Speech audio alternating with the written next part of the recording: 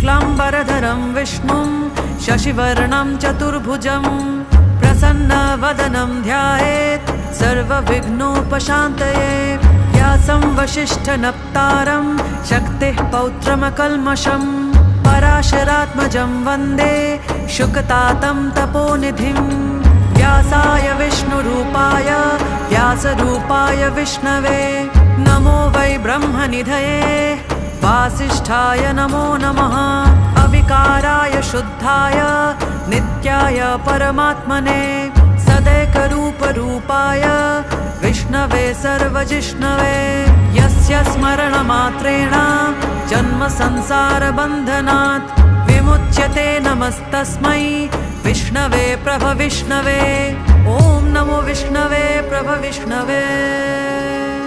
श्रीवैशम्पायन उवाच श्रुत्वा धर्म